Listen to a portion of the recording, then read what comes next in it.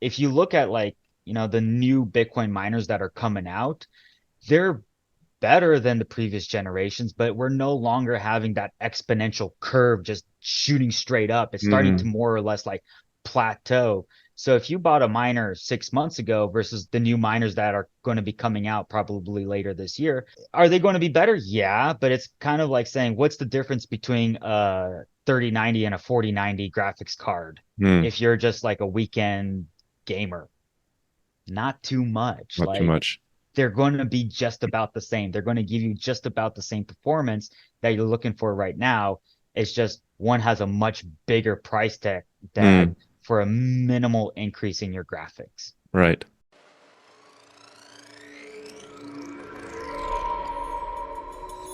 We're going through something absolutely historic. Technologies across the board are growing exponentially. It's a disruption that's going to completely redefine the way businesses compete. In the next decade, we're going to lose 40% of today's Fortune 500 companies. The exponential growth of computing is continuing.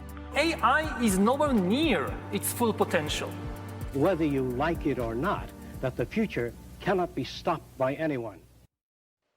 Hi there, everybody. This is Mark Verbenkoff, and welcome back to the Future Tech and Foresight podcast. This is going to be episode number 147, and I'm so happy today to finally have an episode fully dedicated to Bitcoin mining.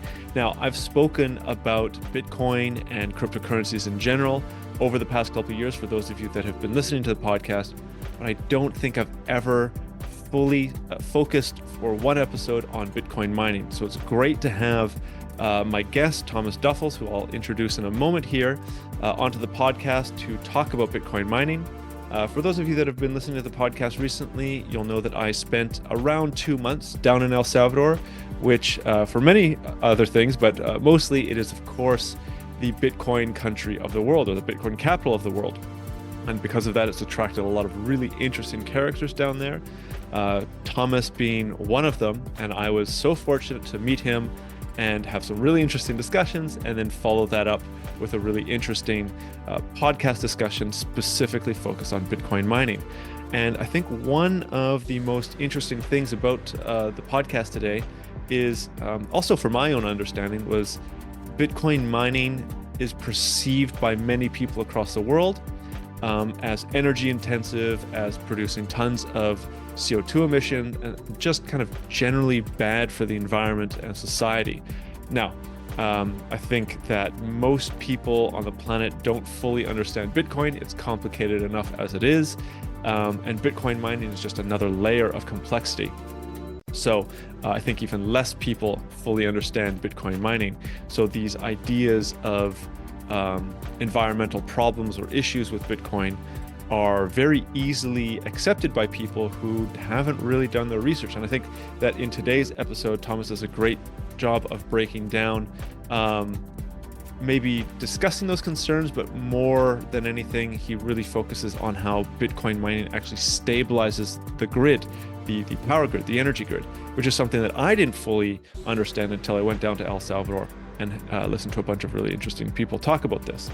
So we talk about a lot of other things. Obviously, we talk about what Bitcoin mining actually is at the beginning. So if you haven't had a good explanation of what it is and how it works, this is a great introduction episode for that.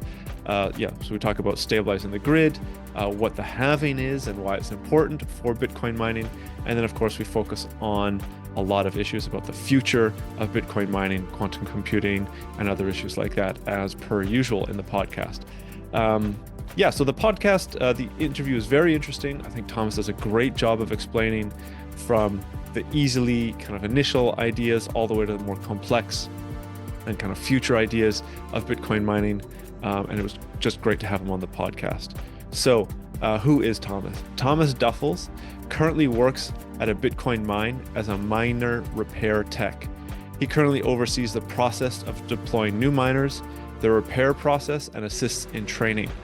He's passionate about Bitcoin, sovereignty, and Bitcoin mining. Some of his hobbies are reading, model railroads, and 3D printing. Now, he's only been in Bitcoin for about 3 years and mining for 8, but the past 2 years, he's been focusing on researching Bitcoin and mining specifically on and off, but don't let these short time spans fool you. He is very knowledgeable on the subject. I guess just like anybody that really gets into Bitcoin, we go down that rabbit hole and we go down hard. So I think that with that in mind, the conversation will start, but it is very interesting. And just again, it's just such a pleasure to be able to talk about Bitcoin mining as an entire episode. So yeah, hopefully you enjoy it as much as I did. Great. Well, Thomas, thank you very much for coming on to the podcast. It's great to see you again. Great to talk to you again. Yeah, thanks for coming on and to talk about Bitcoin mining today, which, as I've mentioned, hasn't come up on the podcast yet, which I'm feeling a bit ashamed about, but glad that you're here to elucidate what Bitcoin mining is and all the great stuff that it's doing. Yeah, I'm glad to be here, Mark. It was awesome to meet you down in El Salvador, get Yeah. to come over here and just, continue this conversation about Bitcoin mining, and, keep getting to know each other. Yeah, yeah, absolutely. Well, why don't we start off with how you initially got involved or interested in Bitcoin and Bitcoin mining? It's typically the best question to ask guests about new technologies. Yeah, for sure. So this is actually a great time to ask that question because the Mhm. first time that I ever heard about Bitcoin was it was the day after Pizza Day, which is on May 22nd. And so Right. like we're in that time period and I was listening to the radio the day afterwards and the radio station had a show and they said, "Oh yeah, there was some guy that bought, two large pizzas for 10,000 Bitcoin, but Bitcoin's just fake internet money. Stay away from it, blah, blah, blah, whatever, whatever, whatever." And I just held that into my mind that Mm, Bitcoin is fake internet money for years. After that, I've heard from many people like, you need to look into Bitcoin. You need to look into Bitcoin. You're going mm, to be interested in Bitcoin when you finally look into it. And I just always wrote it off. And then COVID happened, too much free time, things started happening, and I was like, fine, I'll take a look at this Bitcoin thing. And so I started out with crypto and all of that garbage, and then kept hearing about Bitcoin. And then I eventually got, you know, put everything into mm, Bitcoin. Now, the mining aspect for me was a little bit different because I have a history of doing a lot of blue collar work. So for the last 10 years, I've been working in an office. I worked for the state of mm, Texas. I worked for a video game company. But before that, I was laying asphalt. I was operating heavy equipment, moving snow, helping with trucking and all of that stuff back in Alaska. mm, So for me, I'd rather be working with my hands. And the challenge that I had with Bitcoin when I first got into it was Bitcoin has no blue collar. Like I was yeah. just like, Bitcoin, you just buy it and you hold on to it. There's this mining thing, but you just put a miner in your garage and you just go for it. And then I started learning about Bitcoin mining and I was like, this is Mm, blue collar Bitcoin right here. This is what I want to get into. And so probably about a year and a half ago, I started really trying to get a job in Bitcoin, just any job, customer service, sure, management, sure. operations, team lead, mining, whatever. I was just sending my resume out left and right. And then at a job I had, a buddy of mine over there said, "Hey, I used to work at a Bitcoin mine. Do you want me to reach out to them to see if they're hiring?" I Mm, said, "Of course." One thing led to the next, and now I've been working at my current employer for about 8 months now. And I absolutely love it because I feel like I'm going back to my roots. I'm working with high power electricity. I get to mm, wear overalls to work, steel toe boots, hard hat, safety glasses. I'm around nasty oil all day. I have to do maintenance on the machines. I have to do maintenance on the system. And it's back to the roots of blue collar. And I mm. really, really appreciate that. So Bitcoin has a little bit of everything for everybody, even if you just like to work with your hands. Very, So very cool. Well, yeah, I think maybe that's a great message because I think a lot of people, I mean, myself included, when I first got interested in Bitcoin, and I also went down the cryptocurrency yeah. dark path, right? Yep. Yeah, you just think it is magic internet money, and you only really interact with it behind a computer screen. Yep. So yeah, I think it is a good message for people out there that are still maybe unsure even what Bitcoin is, that there Mhm. is this other aspect to it. Um, Before we go too far into the discussion, why don't we start off by talking about what Bitcoin mining is? We talked before the recording that most people, I mean, probably have heard about Bitcoin mining, but all they really know about it is that it's an energy hog and it's causing climate change, and it's got this negative persona about it. Could you give us like a short rundown about what it is before we get into some more interesting stuff?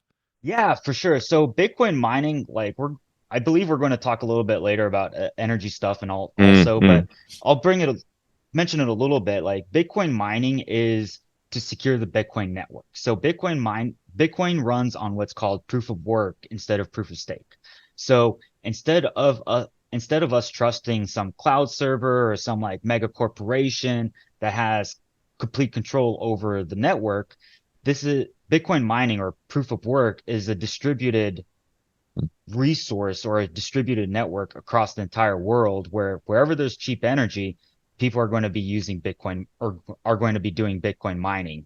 Mm. So in terms of Bitcoin mining, what we're doing, the machine is actually just it's trying to find the next block. It's trying to find the next key or the next hash, as you could say, for the next block to be solved. And then that they're going to tell that to the pool net operator, which is kind of like everybody that takes the pool operator takes control over all of or not control it. Let me rephrase that. It's fine. Go ahead. The pool operator takes all of the hash that happened with that one good hash and says, this is going to be the next block. And these are going to be the transactions that are going to be on the next block. Mhm. And so that is what Bitcoin mining is essentially we're trying to find the next hash or the next answer to the equation for the next block to be created. And that could happen in Singapore, it could happen in Indonesia, it could happen in Nigeria, it could happen in Saudi Arabia, Russia, Germany, Canada, Anywhere, United yeah. States, anywhere in the world. And so this is not something that anybody has control. Mhm. And that's important for Bitcoin because it's going to take the ability for humans to manipulate and distort Mm. not just the network itself, but the monetary aspect of the network, which I think is something that's very important for folks that are just looking to save their wealth and save their money, knowing that there's not going to be a central bank or Mm. a government that's going to say, oh, you know what, we're going to increase the amount of Bitcoin that there is, so your percentage of it is going to be lower. Or they're not going to say, we're going to impose these taxes on you because of X, Y, and Z reason. Your wealth is going to be protected by you if because that's how you're going to be able to secure your Mm. wealth.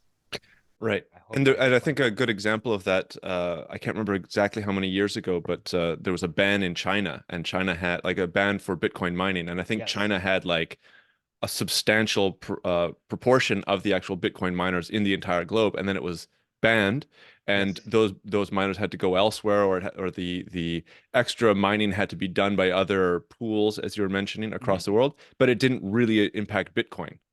No, no, not at all. So when the Bitcoin mining ban happened in China, it was actually awesome when that happened. So China, if I'm not mistaken, that was right around the time that I was getting into like Mm. Bitcoin and crypto and stuff. So I'm not too sure about the numbers, but I was hearing anywhere from 50 to Yeah, 60% of the network was yeah, in China. yeah. And so when China came out and made that ban, all of those miners said, okay, where's the next best play? Where's the next place that's going to have two things? Favorable regulations towards Bitcoin mining, cheap power. Mm. And so you have cheap power in the middle of Africa, but you don't have favorable regulations. And so they started looking at different places, Canada, United States, parts of Central America, a lot of Europe. Mm. And they said, okay, let's go to some of these different places. So it was right at around the same time here in Texas where we had like a really, really bad winter storm. And Mm. for anybody that's listening, Texas does not do well with cold and snow. It's pretty bad. Yeah. It was an ugly situation. It was an ugly week and a half, 2 weeks that happened here in Texas where we didn't have enough power. And so right after that, Bitcoin, a lot of Bitcoin miners actually came to Texas to help stabilize the grid, and a lot of them Mm. came from China. And so last I heard here in Texas, we have something like 2 gigawatts, 3 gigawatts of Bitcoin mining that's happening. There's a company here called Riot, and they're actually opening up to a 1 gigawatt facility up in Corsicana. And right now they just turned on 400 megawatts for them to start mining. And no, that's excess power that we're going to be using to stabilize the grid, which I'll be getting into in Yeah, a yeah. little bit I later. I think that's a really interesting idea, like stabilize the grid. I think people are going to listen to this as like, huh? How does Bitcoin mining stabilize the grid? Are they not just using energy from the grid and like weakening the grid? Yeah. I definitely want to get into that. I think maybe one step before, Mhm. can we make Bitcoin mining a little bit more tangible for people? Like you said, Yeah. it's a bunch of computers. Maybe you could give like a description or of a physical representation of what these miners are and what they're doing. Yeah, for sure. So a a Bitcoin miner is essentially a super compact, super high efficient machine that does one thing. Hmm. It is about yay big, like sides, tops, and it's about Yep. this long. Some of them are shorter, some of them are longer, depending on the type of miners and stuff. And they are aluminum boxes with a couple of computer chips inside of them, or couple of computer boards inside of them that have a lot of ASIC chips. These ASIC chips do one thing and one thing only, which is run the SHA-256 algorithm for the Bitcoin network. And that's how they're finding the blocks. Hmm. So the different types of miners are really going to be, oh, they look a little bit different. Maybe they're different shape. Maybe they have smaller boards on them, so they have a smaller footprint. But all of them do one thing and one thing only, which is going to be solving that SHA-256 algorithm. Very cool. Um, Now, I think it's also important for people to understand, and even for me, because I'm not super familiar with this, how mining has evolved over time. So, like you're Yeah. talking about a quite sophisticated machine right now Oh yeah. to do the mining. But I've heard, and correct me if I'm wrong, but I've heard when Bitcoin kind of first came out, well, those weren't really around, and people could do mining on their laptops or on their home computers. That's how Yeah. the blockchain was secured. Correct. So that's correct. Before we talk about that, I just Mm. also want to mention one more thing about the Sure. different equipment is um, there's generally two types of different Bitcoin miners. One of them is just a regular air miner. It's got a fan on the front, it's got a fan on the back, and it just moves air Mm. through it. There's a whole entire aspect of infrastructure just for airflow. Then there's the immersion type of miners. Mhm. The mining that I'm more familiar with, that I work with at the company that I do, what we actually do is we just take the fans off and we just dunk them in liquid. And I'll explain that in a little bit later on this podcast. But it's Mm. really, really cool. But the ones that are specialized made, like they look like server blades. So if you're Mm. familiar with how a server blade looks like, that's it. But now to answer your question about CPU mining, graphic card mining, yeah, when Bitcoin first came out, it wasn't, lack of a better way to say it is, it wasn't an electricity hog. You could just Mm. turn on your computer and you could be mining Bitcoin on your CPU. And so that was what a lot of people did for the first year or two of Bitcoin mining. Again, you had a few thousand people, maybe by 2011 that were mining, maybe not Mm. even 10,000. And so it was really easy to find a block at that time. But as Bitcoin started getting more and more adopted, more and more people started using Bitcoin, Bitcoin being an open source protocol, people said, oh, well, instead of me using my CPU, which is inefficient, how about I use my graphics card? And so folks started mining on their graphics card. I'll have to double check on this, but maybe 2011, Mm. 2012. I know there was a lot of like commotion that happened during that time because all of a sudden everybody that was doing CPU mining was going to get left behind with Right. the graphic card mining. But that's how technology advances and moves forward. It's going to leave the people that want to fight it behind. Hmm. And so for many years, there was graphic card mining that was happening. And then as people started to put more effort into, okay, how can we make the graphic cards more efficient? Is there another way that we can make Bitcoin mining even more efficient? that's when the Bitcoin ASIC started coming out, or the miners. And so all of a sudden you get an old S9 miner that's going to outperform graphics cards. Even the graphic cards today can't even shake a stick at a Mm. like an S9 or like a cheap S19 that you're Mm-hmm. able to buy from your local big miner retailer. Right. So Right. it's it keeps evolving. And so right now we're at a stage where we're no longer looking at the evolution of the miner themselves. Like they are very, very good. The issue that a lot of people are running into is, okay, how are we going to keep this cool? Like, Yeah. how are we going to have good airflow? How are we going to have good flow for our oil? Or if we're going to be doing water cooling, how are we going to have good flow for the water cooling and the cooling of the water itself? And so it's starting to shift more from how efficient are the miners to how efficient can we make the infrastructure for the miners for Mm. us to either overclock them, down tune them, for us to be able to turn them off and turn them back on throughout the day where they're not going to burn themselves out. Yeah, that's actually really interesting. It's because I guess the computers are about as efficient as you can get, so you need to find those efficiencies elsewhere. That makes sense. Yeah. Um, And one more yeah, thing about yeah, go that. for it. If you look at like, the new Bitcoin miners that are coming out, they're better than the previous generations, but we're no longer having that exponential curve just shooting straight up. It's starting to Mm. more or less like plateau. So if you bought a miner 6 months ago versus the new miners that are going to be coming out probably later this year, are they going to be better? Yeah, but it's kind of like saying what's the difference between a 3090 and a 4090 graphics card Mm. if you're just like a weekend gamer? Not too much. Not too Like much.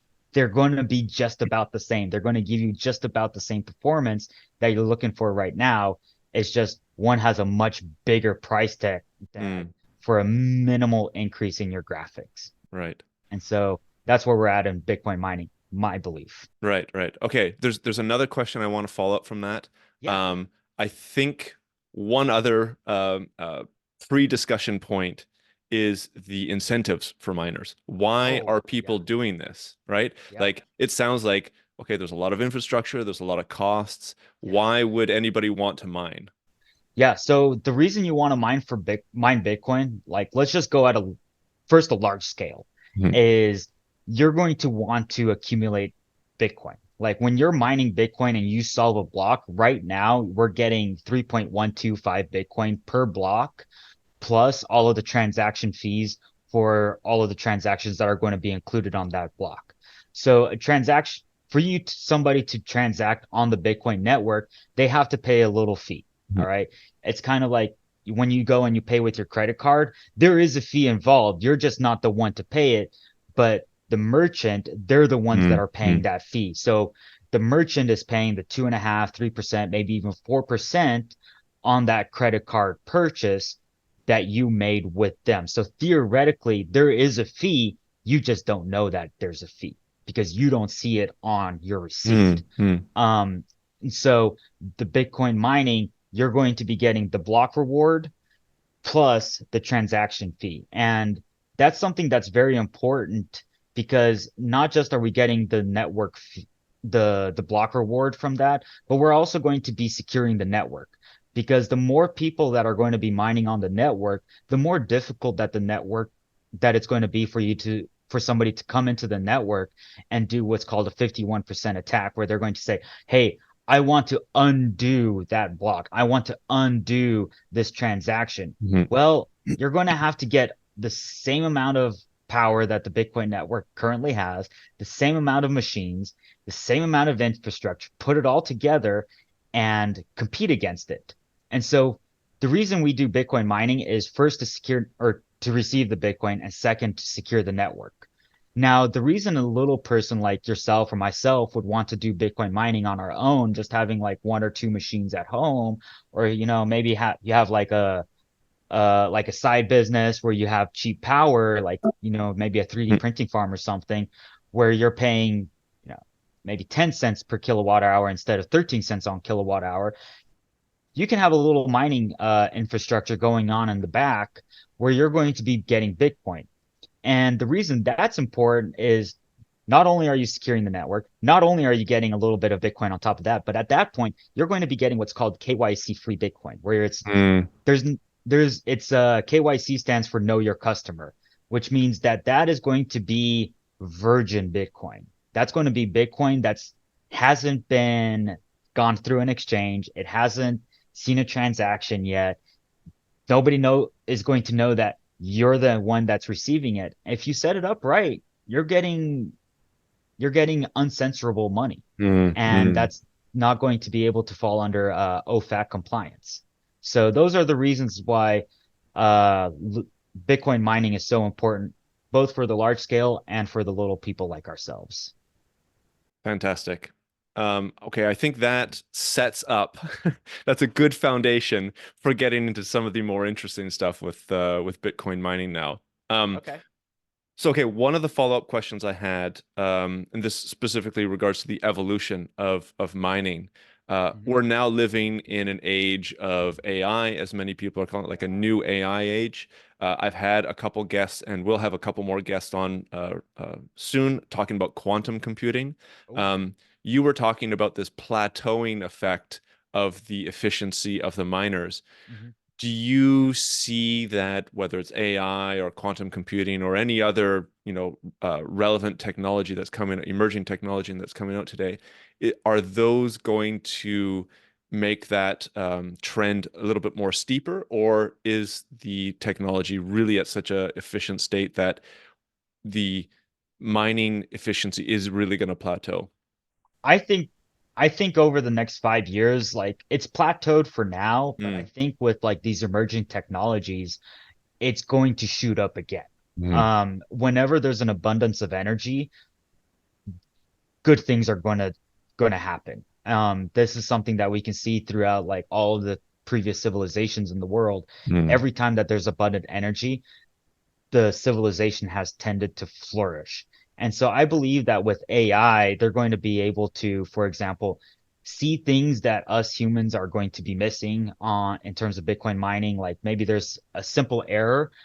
The AI can go and, clear out the error, load up the firmware, do all of that stuff on the back end. Maybe mhm, the AI will even be able to down tune the machines. And I believe that that's already possible, but it's going to be much more efficient. Right now, mhm, AI is still in this emergent state where, you have a couple of massive data centers, but it's nothing compared to the potential of it. yeah. So I believe that something with AI, Intel developing more and more on their silicon chips, making them even more efficient, it's going to be a motivation for these companies to be able to implement at least a section of their research, their R&D into Bitcoin mining. Hmm. Because if they can do that and then they start investing into Bitcoin mining themselves, they're going to have a control system where they're going to say, okay, this is efficient. And if it can do Bitcoin mining, it can literally do anything Right, else. Because right. if you can mine Bitcoin, that is peak efficiency right there. Mm, And being able to put that peak efficiency into CPUs, into video cards, into capture cards, into TVs, into monitors, into PlayStations and Xboxes and everything else, like even cell phones, wow, that's going to change the world. mm. And so I believe that some of these emergent techs will find their way into Bitcoin. It's just not going to be this year or next year, but Yeah, they're coming. They're yeah, definitely coming. yeah, And yeah. when you get a big company that's got deep pockets, again, Riot, Marathon, my employer, things are things are changing, things are being researched, things are going to be happening. Mm. And even though I don't know what they are, they know what they are. Right. Yeah, I just don't make enough to know what they are. Yeah, right, right, right. No, no problem. Um, yeah, I've had a lot of like vertical farming guests on in the Yeah. past, and one of the things like the great thing about my podcast that I personally love is talking to many different people in different industries and then seeing how there are connections from one industry to another. So Mhm. it's gonna be a bit of a stretch, but here's the connection that I have in my mind with 3D, vertical farming and Bitcoin mining. Um, they are using AI to make the environment of the vertical farms as efficient as possible, like getting the exact amount of temperature or humidity or all the different environmental variables to make the plants grow as quickly and as proficiently as possible. And my thought is that over the next couple of years, as AI gets better at um, taking in data and understanding the kind of different variables, say in a Bitcoin mine, and you were saying that the environmental manipulations are going to be making the whole process more efficient, well, then AI might be able to go into the environment of a Bitcoin mine rather than the actual miner itself and make the entire facility more efficient in, pick a year, 3 years, 5 years, something like that. I don't know if you have anything to say to that or if it's, No, that's I believe that you hit the nail right on the head with that, Mm. where it's not going to be just to repair the ASICs themselves, Yeah. because there are going Bitcoin mining is where the human or the blue collar component comes into Bitcoin. Mm. Because at the end of the day, like if let's say that a chip burns out on a hash board, which are the boards inside of a Bitcoin miner, somebody has to go there, open up that machine, work on that board, put it back together, and put it back where it belongs. Mm. Somebody has to do that. And so there's that very strong human element to Bitcoin mining. The same translates for the rest of the facility, or the rest of the infrastructure, but most of these things are now automated. You look Right. at a lot of pumps. Pumps are able to hook up to Wi-Fi. They're able to hook up to networks, and networks are able to detect these things. But I don't think that these things have had enough R&D done where AI is able to just come in and just take care of all of it. Mm. Because one thing that a lot of Bitcoin miners run into is heat issues. Right. This is due to, bad flow of oil, bad cooling of the oil, bad cooling of the water, not enough airflow. Let's say that you set up a Bitcoin mine. Well, you have Bitcoin miners on this side, you have Bitcoin miners on this side, and they're both pushing air like this. Well, that's hot air. That's hot air. Where's that hot air supposed to go to? And Mm. so Mm. this is kind of like a new thing that a lot of people do, is like, oh, Bitcoin mining's so easy. Well, no, it's not. And this is where us humans, like, again, we try the best that we can on a lot of things, but we're going to miss a lot of things. Sure. Whereas AI is just going to be able to look at a plan and say, oh, this is where the fails are going to happen. This is, you have this wrong. This isn't going to work. All of these things, they're not going to be good. And on Bitcoin Twitter, there's a couple of doctors that they talk about, like, the challenges of AI, but also the benefits of AI. AI is generally able to find a lot of pre-cancer issues or a lot of Mm. issues happening in people's hearts and livers and stuff that doctors are going to miss. Yep. I think AI has like a 98% rate of correctly diagnosing illnesses, like from x-rays and Yep. MRI Yep. scans and stuff, whereas human doctors have I think it's like a 95, 96% rate of accurately diagnosing something. So the AI is already better. Yeah. It's only started. Yeah. So how much better is it going to get? And so, to same way as vertical farming, yeah, it's definitely going to shake up the infrastructure for the cooling of Bitcoin mining and turning on and off of the machines and making sure that everything stays well. Yeah. Yeah. And I guess also uh, decrease that initial investment hurdle, or I'm forgetting the term, but it's like that when you first start getting into a new industry or new type of business, it's the rate of entry or the barrier to, there it is, barrier to entry. It's going to reduce that if you're able to use AI properly and understand how things can be done faster and cheaper. Um, I really want to talk about the environmental impacts of Yeah. mining, because I think this is probably the most important thing for people to understand. So you were talking about stabilizing the grid before. Yes. Please get into that because I think that's so interesting to hear that like Bitcoin miners can stabilize a grid. How does that happen? What does that mean? Yeah, for sure. Yeah. No, so generally when I'm introducing what I actually do for work to folks, I Mm, don't tell them off the bat that I'm a Bitcoin miner. I tell them mm, that I work in an industry called demand response. And then they say, "What's that?" And I'm like, "Oh, I'm glad you asked." yeah. So demand response is actually what I say is grid stabilization. So demand response is using the excess power that is currently on the grid, and then as soon as the grid needs that power back, you just ramp down or you turn off your machines and that power flows back to the grid. So let me give a couple of examples of this. Let's say that you built out a solar farm, right? Let's say that the solar farm is going to be producing 10 megawatts of power. All right, I'm just grabbing Yep. arbitrary Yep. numbers that are going to be somewhat easy to use. So you're producing 10 megawatts of power during the day. This is important because this is solar. Mhm.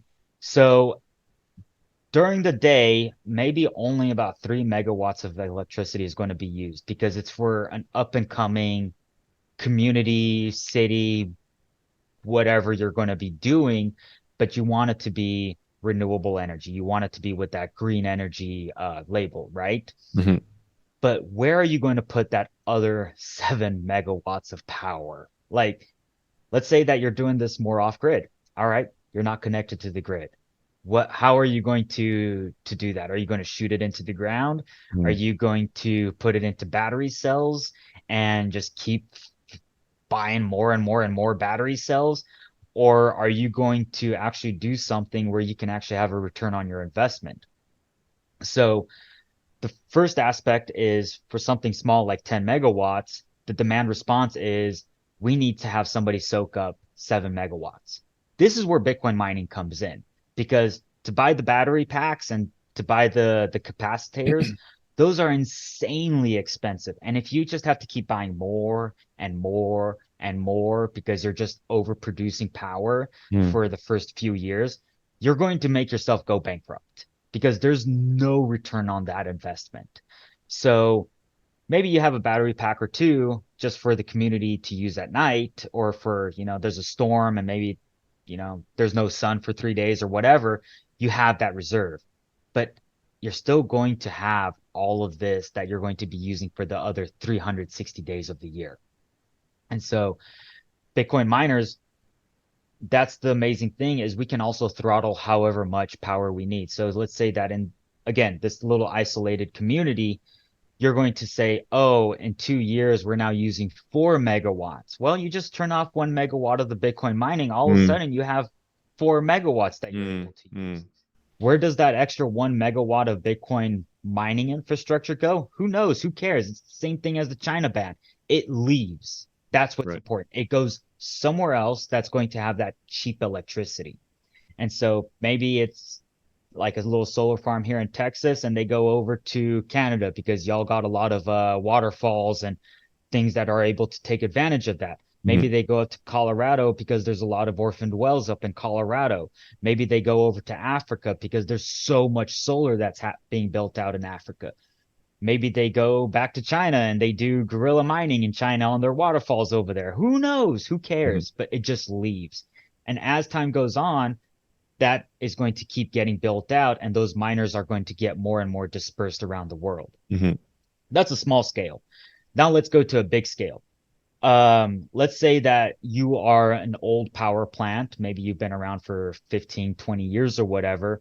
And how our power plants work is they have to plan 12 to 18 months in advance how much power they're going to be generating in 12 to Right. 18 Right. months because you're going to be looking at the purchase of the oil. You're going to be looking at the purchase of the coal. You're going to be looking at the purchase of the natural gas. You're going to be looking at the transportation of these raw materials to your location, right? And so a power plant is going to say, let's say, produce 100 megawatts of power. That is a lot of power for anybody to have an idea. 1 megawatt is about 600 households. So Mm. when you're at 100 megawatts, you're looking at like a small city, right? Mm. Mm. And that power plant, they're not just going to be planning for, okay, this is, this is the growth rate of the city. This is how much we're going to have to have. No, you're going to be looking at freak snowstorms. You're going to be looking at freak heat temperatures.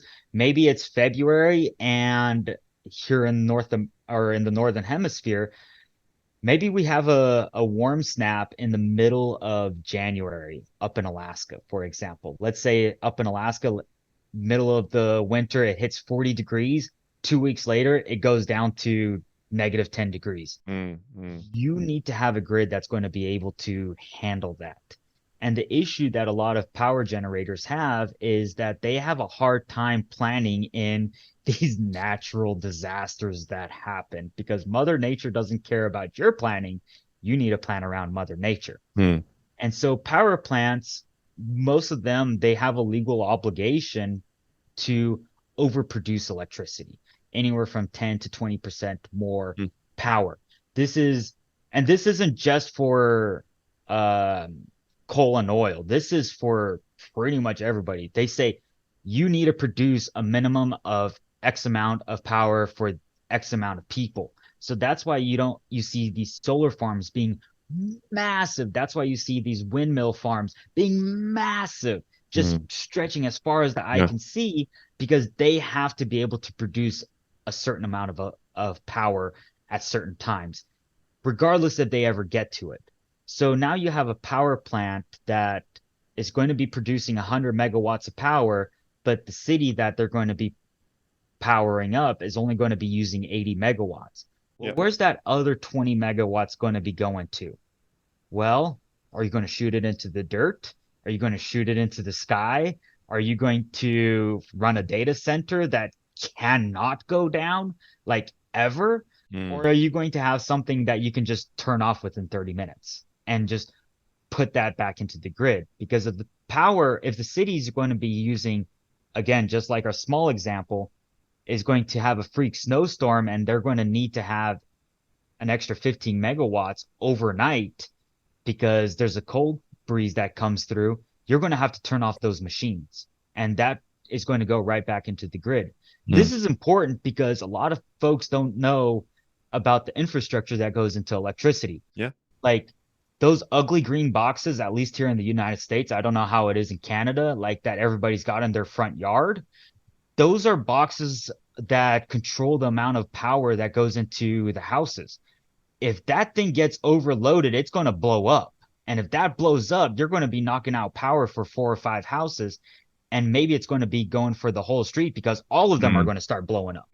Well, maybe the substation was able to handle that much energy, but those little transformers weren't. Okay, what if all of a sudden the substation gets hit with too much power? Where is that going to go? Because the substation can hold only a certain amount of electricity, but not for very long before it blows itself up. And once again, this is where Bitcoin mining comes in, is as soon as it turns off, if there's enough end users for the Bitcoin, for the electricity, it can go through the substation. It can go through the transformers, not blow it up, because the end user is going to be using all of that excess electricity. And so, like whenever you turn on your air conditioner, you turn on your heater, you know, you buy 3 new refrigerators, you have 2 washing machine going, you have 5 monitors for your gaming rig, whatever. You're a power hog. You know, sometimes that's good because you're going to be using extra power that the power plant's going to be generating, and you're going to be reducing the power on that transformer, reducing the power on that substation, or not reducing the power, but you're going to be reducing the stress on this infrastructure. You look at a high voltage line, you know, electricity's got to keep flowing through it. It can't just stop. It can't just stay somewhat stagnant. It'll blow itself up. And people probably have seen those videos online where these things blow up. Sometimes it's just because there's not enough end users for electricity. And so how Bitcoin mining stabilizes the grid, it stabilizes the grid because it's using all of this extra electricity, all of this extra energy that's being produced. Now, all of that's great and fine for coal, oil, gas, what have you. How does this translate into what people folks like to say is green energy. So solar Yeah. and power and hydro and stuff like that. Fantastic. You have a wind turbine that's spinning. Wind turbines are made to keep spinning, not to stop spinning. So if there's wind, it needs to be spinning at all times. That's peak efficiency for these things. If you want to have them last for 20, 30, 40, 50 years, you want it to keep spinning for 30, 40, 50 years. If it stays stagnant, it's slowly killing itself. Yeah. Yeah. Yeah. And so at 2 o'clock in the morning, there's not a lot of people awake. There's not a lot of power being used, but those turbines, they need to keep spinning. Where does that extra power go? Where does that extra energy go? Well, here in Texas, it's awesome because you see a lot of tiny little connexes all through the windmill farms.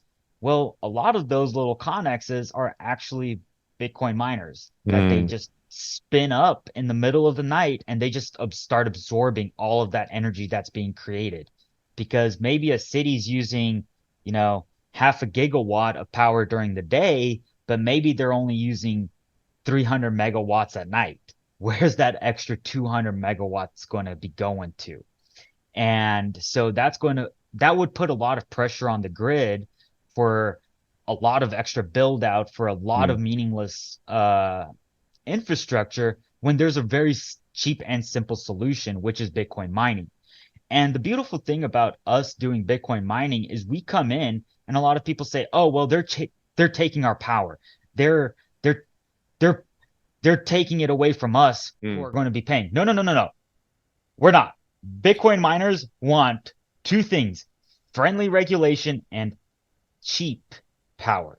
So if us as retail is paying 10 cents per kilowatt hour, a Bitcoin miner doesn't want to pay that. They want to pay 3 cents or 4 cents or 5 cents per kilowatt hour.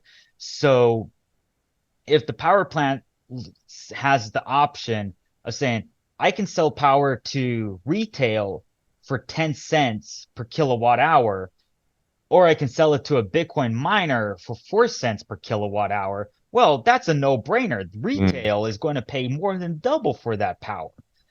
But there's the catch, is retail doesn't need to get reimbursed for when the power goes out. Right. Large scale infrastructure, Bitcoin mining generally does. It depends on the contracts and a lot of legal obligations and everything. But Bitcoin mining, like large scale Bitcoin mining, they will want to be reimbursed for being turned off. And that's going to put pressure on the power plants and the power operators to build out a very, very stable grid, making sure that there's always going to be power to the individuals and to the neighborhoods and to retail and everybody else.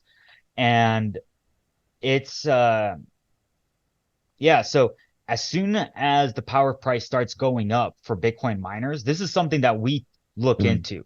And it's during freak winter storms or like super hot days here in Texas, we're looking at the power price, because if it gets too expensive for us to mine Bitcoin, we'll turn off our machines. Right. We don't care, because as soon as we start turning off our machines, we start getting paid. Generally, there's going to be the discussion with the power plants and all of that stuff, yada yada yada. I don't make enough to know those juicy details, but the power plant's going to try to produce the cheapest energy possible, and they're going to have the most reliable infrastructure, and that's going to force them to say, okay, as long as the Bitcoin miners don't have to turn off, we don't have to pay them. And if we don't have to pay them for being turned off, all of this power that's going to be going to retail is going to keep going to retail, even during the freak snowstorms, because the Bitcoin miners are going to be able to turn off at any point. Third great example of why Bitcoin mining is so fantastic. I know this is a topic that I love talking about. Yeah. Is, let's say that you're going to be planning a city, right? You take Brasilia, for example, the capital of Brazil. It was a planned city. It's in the middle of nowhere. There was nobody living there. And they went and they designed an entire city. Well, you're not going to put a power plant in the middle of a city, right? You're going to put that power plant 20, 30, 40, 50 miles outside of the city. and then you're going to be bringing the power into the city. Well, the issue that has always happened before Bitcoin mining is you have the investment into the power plant, and you're going to have the investment on the transportation of that energy. And both of them are multi-million dollar projects, like Mm. hundreds and hundreds of millions of dollars. So which one do you build first? Mm. That's the question, is like, which one would you build first? Because neither one of them is going to give you a return on the investment until people move into the city and start paying for that electricity. Well, this is where Bitcoin mining comes in. Bitcoin mining comes in and just says, okay, build that power plant first. You hook up however many megawatts of Bitcoin Mm. mining you need to that power plant. You get that power plant fired up and going, and then you start building out all of the infrastructure to transport the energy from point A over to point B. During that time, that power plant is now going to be working at peak efficiency, right? They're going to be able, while all of this infrastructure for the transportation of electricity is going to be built out, they're getting revenue. They're going to be working out the kinks. They're going to be able to monitor their systems. If they have to do any changes on the fly, they can do that because it's not going to hurt anybody. It's going to hurt a couple of machines. Who cares Mhm. about that? That's not human lives. Is it going to burn out $1 million of Bitcoin miners? Sure, it burns out $1 million of Bitcoin miners. Well, you did an investment of $500 million. Like, what's $1 1 million million's not dollars much. to Yeah. make sure that your power plant is working at peak efficiency? And so that's Bitcoin mining is now going to give the power plants the opportunity to have an investment on a return on their investment. And for the next 2 years that infrastructure is going to be built out to go from point A to point B. So that is how Bitcoin mining is demand response, stabilizing the grid, giving the opportunity for folks to be able to be more sovereign, communities to be more sovereign. And hell, you can even go to like a micro scale. Let's say you buy like a tiny little piece of land, 10 acres, you have an orphaned well on it, you buy a Cummins natural gas generator, you hook it up, you have half a megawatt being created of power. Cool, put a couple of Bitcoin miners out there, hook it all up, three-phase power, then you can power 10 acres of land, and you are sovereign. You are not Mm. connected to the grid. I mean, and it doesn't have to be an orphan well. This can be a like a waterfall, small waterfall that you have on, maybe 100 acres of land. Maybe you have a tiny solar farm that you built for yourself. Maybe you have like two wind turbines, like small or medium-sized wind turbines that are producing 30,000 kilowatts of power. It's perfect. And Mm. so Bitcoin mining is something that somebody can design and implement into any size of a power operation. So, yeah, man, Fabulous, that's what it is. fabulous. Very, very extensive response there. I have two small follow-up questions or Oh, points of clarity that I'm trying to put myself in the shoes of the audience. One, so this sounds like a general incentive for all Bitcoin miners. mhm. I know that this is what you guys are doing. Are there any Bitcoin miners out there that are not following this kind of structure and they actually are stealing from the grid? Or is this generally how all Bitcoin miners are operating? All right. So, okay, all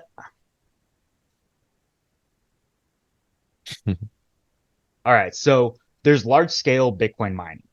Large scale Bitcoin mining, I'm going to say, is like, take a large warehouse, right? Something the size of Costco, Sam's Club, Walmart, Mhm. like your grocery store that everybody goes to.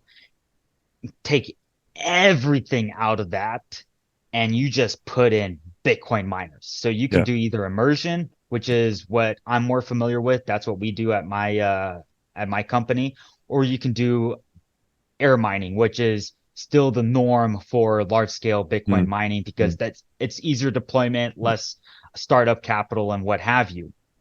Um, there is a shift that's starting to happen to go into immersion mining, but another topic for another day.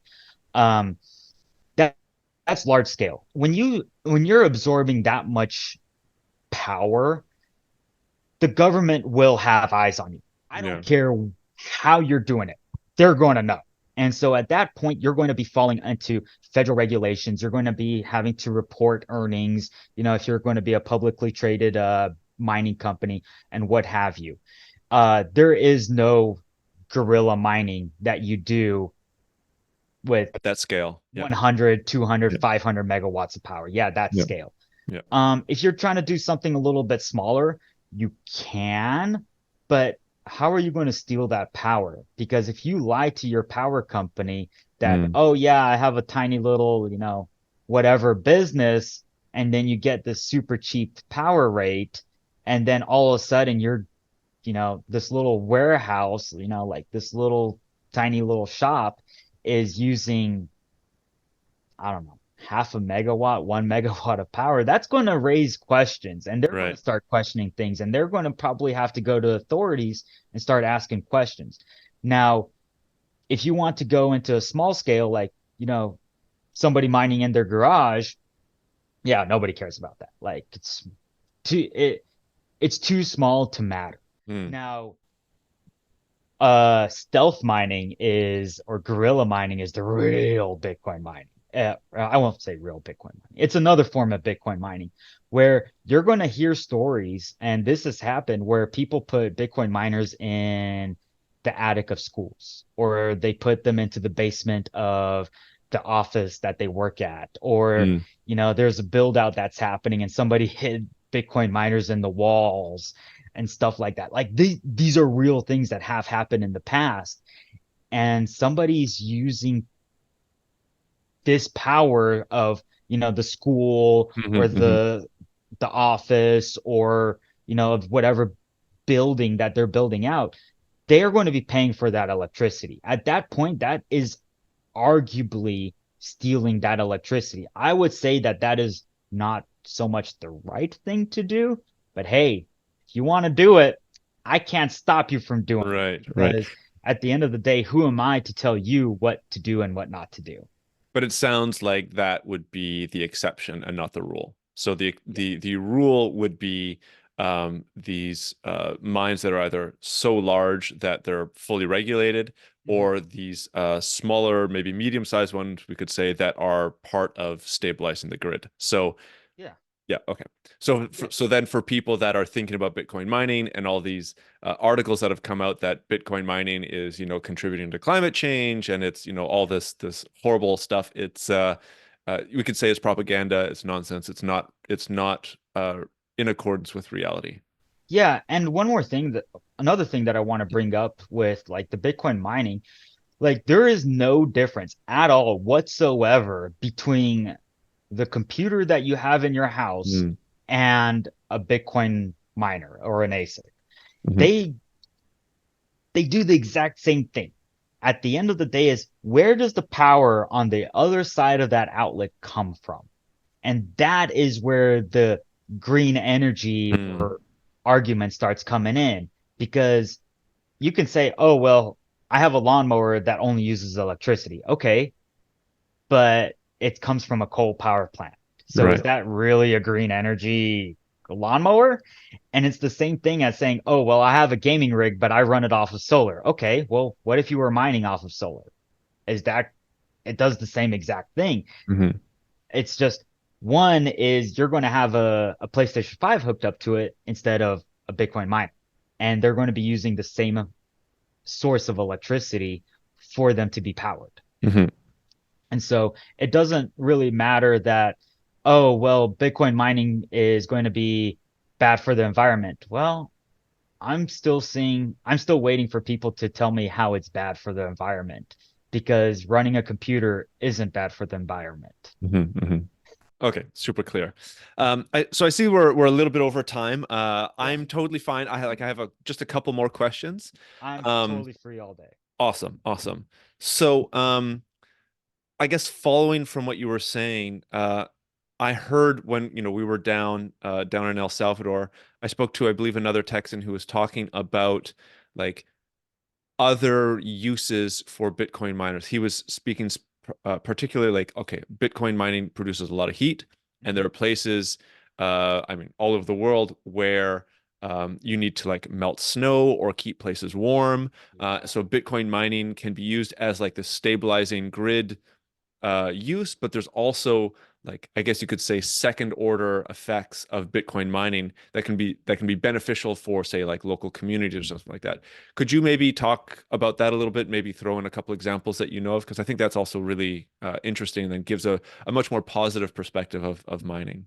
Oh yeah, definitely. There's a lot of good things that do come from Bitcoin mining besides the grid stabilization. Mhm. Like my first question to anybody that lives in a cold area is, how much do you pay to heat your house? Mhm.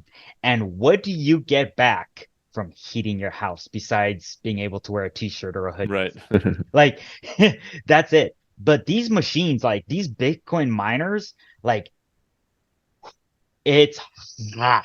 Like it's really, really hot. Like Mhm. I don't care how you try to cool your machine, that heat needs to go somewhere. So in Norway, there I believe it's Norway, there's some folks that they actually have this massive greenhouse and they heat the greenhouse in the wintertime with Bitcoin miners. I think they have like 5 machines or something like that. Now, if anybody doesn't know anything about Norway, Norway's cold. Norway's up there with like Canada and Alaska and Yeah. Russia and Germany. Like it's a cold place. And if they're able to heat an entire greenhouse just with Bitcoin mining, wow, that's awesome. Another example of Bitcoin mining, heating your own house.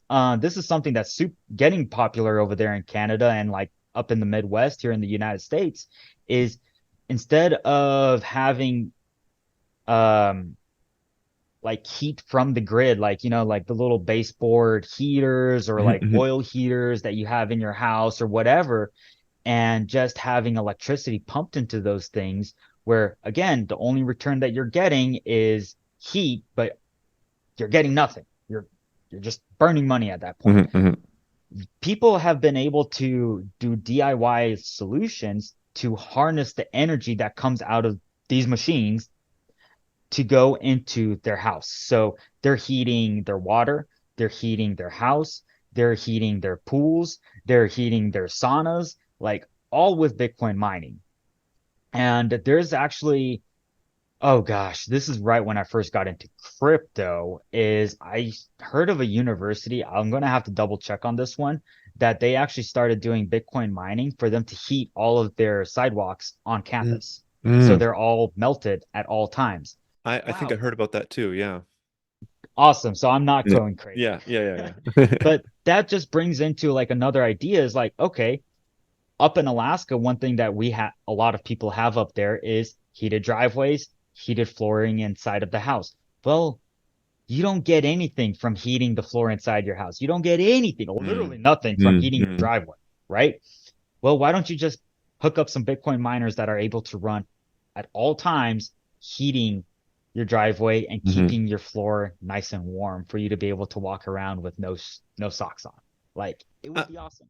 and maybe a quick question, like if you only have like one or two of these machines, would you be able to get any like rewards Oh from yeah. stabilizing? Like, would you make just a couple pennies, or would you make a couple dollars, like worth of Bitcoin, obviously? Yeah, so that's going to go into the efficiency of your machine. Yeah. That's so like there's an S9, which is a minor type that I've alluded to before, but it's an old one. And what a Hmm. lot of folks are doing with that with the S9 is they're using it as a space heater. There's a big company in the Bitcoin world called Crypto Cloaks, and they actually designed an enclosure where you can fit an S9 into it and you can actually use it as a space heater. Mm. And so you say, oh, an S9 uses, 1500 not megawatts, kilowatts of power or whatever. Maybe it's a little too much. It would produce a little too much heat. Well, at that point, what you would do is you would just down tune the machine to 800 watts or, 1000 watts. And you'd be able to heat a room as big as this one that I'm Mm. in Mm. just with a tiny little machine. You're going to make a few pennies off of it, but it's going to be a few pennies more than what you were making before. Now, if you're looking at something to heat your own house or to heat the water, yeah, if you get some modern machines that came out in the last year or two, maybe you're not going to be making all the Bitcoin in the world, but you're going to be making a couple, like a dollar, two, $3, again, depending on your energy prices a day Mm, from mm, being able to do that. And hot water, everybody wants on demand hot water ready at any time. So your Bitcoin miners are going to be mining all the time to make sure that the water is hot that's going to be circulating throughout your house. And you're going to get paid to make sure that your water stays hot. And right. at that point, you can start implementing other things like, oh, I always want my pool to be hot. I always want to have a warm pool. Okay, cool. You can make sure that your Bitcoin miners are running at a certain efficiency amount, however many kilowatts you want to make sure that they keep that pool at that certain temperature. Okay, maybe you live in, I don't know, Minnesota, for example, and it's negative 20 outside, but you want your house to be at a cool, uh, oh, that would be negative 20 Fahrenheit. Mhm. And so whatever that is in Celsius, but you want to keep your house at like 60 or 70-degree Fahrenheit. And so you're going to say, okay, I want to down tune my machines just a little bit because I don't want it to get too hot, but Mhm. it's still going to keep my house nice and toasty. Well, as long as you have electricity, you can do that. And you're going to be able to make a little bit of Bitcoin, a dollar, $2. Maybe you'll even be losing money. Maybe you'll lose like 50 cents per day. But guess what? It's better than losing $3 per day or Right. $5 per day, Right. paying that just for the heat, and you get absolutely nothing back for it. So Bitcoin has an incentive value where if you plug it into something that was inefficient before, you now have a motivation to make it as efficient as possible because as long as it's efficient, you're going to be getting more and more Bitcoin out of it. Yeah. There's a guy on Twitter that or on X where he went to a Bitcoin conference with two Bitcoin ASICs and he down tuned both of them so he was only using a few watts and he was able to heat like a little kiddie pool to like really, really warm Mm, temperatures. mm. And people were able to like actually see that Bitcoin mining does have a use case for it. Yeah. Very interesting. And I guess one thing to keep in mind is the more Bitcoin miners that are out there, the more secure Bitcoin is, right? The more Yes. decentralized it is. So there's this, I guess, secondary or tertiary incentive Mhm. or effect in there that you can build out Bitcoin mining to stabilize the grid, but then you're also securing Bitcoin more. So if like, China or America or whatever other countries out there start banning Bitcoin, um, if there's enough of these decentralized machines across the world, it's not really going to impact the underlying blockchain. Yeah. Um, yeah, super super interesting.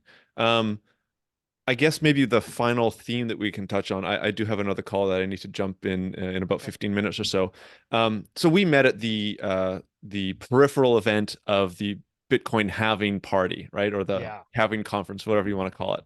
Um, what is the future of Bitcoin mining? So there was some conversation that we were a part of where, okay, Bitcoin mining today gets X amount of Bitcoin every Mhm. 10 minutes or so.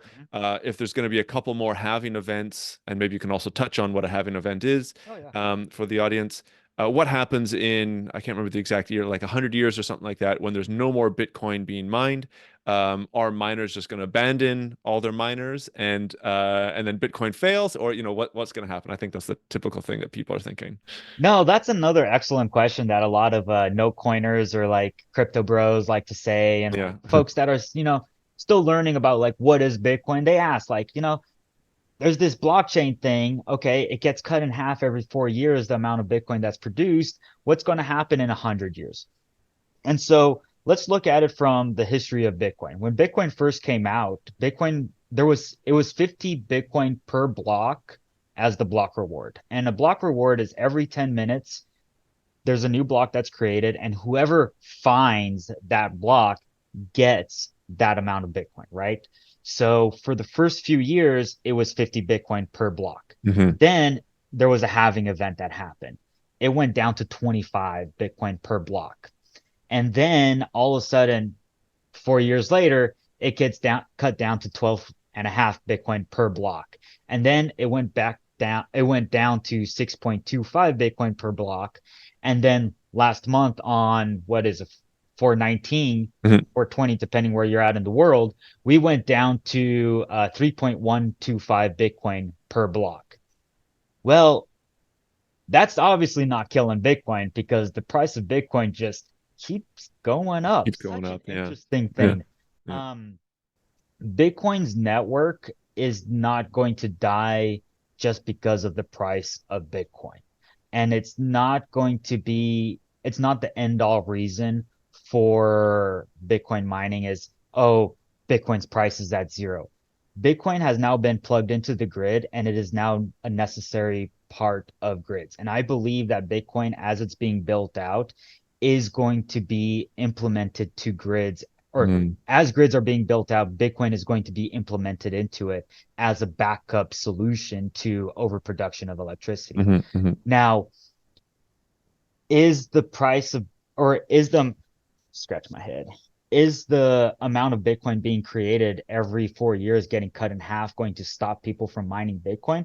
No, because it's going to come to a point where Bitcoin is going to be so valuable that you're not going to care about the block reward. What you're now going to be going after is going to be the transaction fees that come from the block reward. And so if you look on most of the Bitcoin mining things like Time Chain Calendar or Bitfeed.live or the Clark Moody dashboard or something of the sort, you're going to see that these, or the mempool, you're going to see that the Coinbase, which is the block reward, is going to have two parts to it. It's going to have the block reward, which is going to be 3.25 Bitcoin plus the transaction fees, right? Eventually, the block reward is going to get so small that, it's not going to be that important. What's going to be important is going to be the transaction fees, because us Bitcoiners, we don't see Bitcoin going away. And with government currencies doing what they're doing, and I don't want to get into That's a that, whole but other that's a discussion. whole different Yeah. conversation. Yeah. Is as long as they're doing what they're doing, people are going to be fleeing to Bitcoin as a store of value.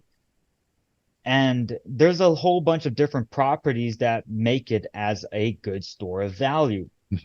And as long as people keep putting a little bit of money into, or dollars, or, yen or won or euros or whatever into Bitcoin, that's going to be showing that Bitcoin is going to be a store of value. And that's overall time going to be increasing the value of Bitcoin and of the network itself. And so, once we, let's say, let's pull a crazy number here, $1 million. There's a guy in Bitcoin called Samson Mao. He's been saying $1 million, whatever. Let's go with this number. In 100 years, if the block reward is only going to be transaction fees, well, you're only going to be getting maybe a few thousand Satoshis per block reward, but the transactions that you're going to be getting is going to be like 0.1, 0.2, maybe Bitcoin. That's going to be $100,000, $200,000 per block. Per block. And so you're going to be making a lot of money just from the small transaction fees. And that's 100 years from now. We're talking about, like, the dollar amount of Bitcoin, 100,000, 200,000, like we just hit $70,000, a month or two ago. Like, if Bitcoin's going to go to zero, let me know when it's going to go to zero. And so as the value of Bitcoin continues to rise, just like gold has, or the FANG stocks has, or the S&P 500 has, or whatever you want to insert, like, that has always just gone up to the right, Bitcoin's following that same trend where it's going to continue increasing in value. How much and how much over the short term? Don't know, don't care, because I have a 10-year outlook. I have a 20-year outlook Yeah. on what Bitcoin's going to be doing. And that's where my investment into Bitcoin mining is going, is not in the now, but it's in the future. Hmm. And Hmm. so when Bitcoin mining in 100 years, I think it's going to be awesome. I'm not going to be alive to see it, but at that point, we're probably going to have nuclear power plants all over the world. We're going to have small communities all over the world that are going to be harnessing these micro nuclear power plants. Like, again, my Yeah. vision. Yeah. And there's going to be a Renaissance 2.0, as Stacy Herbert likes to say, of humanity, where Hmm. we're going to be able to break ourselves away from like the clutches of, cartels that want to tell us what to do and what not to do. And large scale Bitcoin mining is always going to be around, but it's going to be around for a different reason, because it's going to be catering more towards individuals that do want to live in a big community. But it's going to also be offering the sovereignty for smaller communities also. And so Bitcoin mining is going to continue to become more decentralized. It's going to become more easy to use. It's going to be promoting and pushing forward emerging technologies like quantum computing and Yeah. AI and silicon chip development. And it's going to assist individuals on being able to say, you know what, instead of having to work that 9 to 5, I work 2 hours a week in this tiny little Bitcoin mine that I have on my own little piece of land. And now I'm able to buy my groceries from my neighbor down the street, and I'm able to, travel whenever I want with the money that I'm making from my Bitcoin mine. And so that's where I see Bitcoin mining going. Perfect. Well, Thomas, I think that's a perfect place to end the podcast on. All right. It's a really positive and interesting future vision. And I look forward to hopefully meeting you again in El Salvador one Oh day yeah. and seeing how this all plays out. So thank you very much for coming on to the podcast.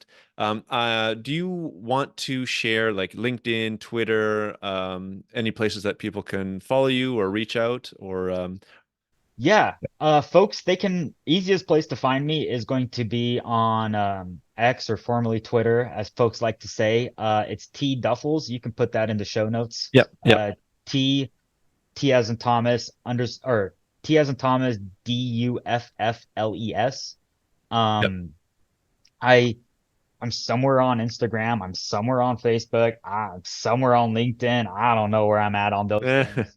Well, we'll have Um, your Twitter I have up my there for sure. Twitter. Folks want to go and check it out, that's fine. I am going to give a little warning though. I haven't cursed yet, so I'll just say that I am a crap poster on Twitter. And so Good to know. a little bit of toxicity happens there, but if somebody has a genuine question, feel free to ask me. I will be happy to answer. Now, if you're just telling me I'm wrong and I need to go F myself, you're going to get that type of answer back. Perfect. Great.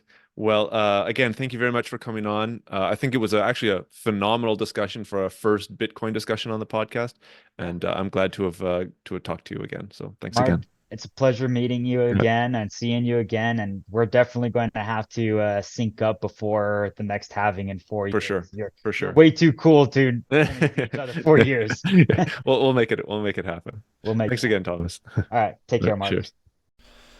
Well, thanks for listening to this week's Future Tech and Foresight podcast. If you like what you've heard here, there are, of course, a number of ways that you can support the podcast. The best way would be to leave a review on Apple Podcasts or give a rating on Spotify, which you can find a step-by-step explanation for on the futuretechandforesight.com website. Alternatively, feel free to leave a comment either on the episode show notes or the YouTube channel where you can see video recordings of the interviews. And finally, if you are part of an organization that is aware of the disruptive and transformational impact that emerging and future technologies will bring and want to know more, please get in touch to hear about the strategic foresight services that we offer and how we can help future-proof your organization and take advantage of the phenomenal opportunities available to survive and thrive in the future. A lot of future-shocked people and future-shocked institutions in our society. They're simply overwhelmed. Once there is superintelligence, the fate of humanity may depend on what the superintelligence does. Science fact is catching up to science fiction. The first truly intelligent machine will be the last invention that humanity needs to make. The only scarcity that will exist in the future is that which we decide to create ourselves as humans. Within a 10-year design revolution, we can have all humanity living the highest standard of living anybody's ever known. Progress is accelerating at an exponential pace, and it's going to reach a point where progress is so fast it's going to be a singularity. We are probably one of the last generations of Homo sapiens. Every single headline points to the birth pangs of a Type 1 civilization.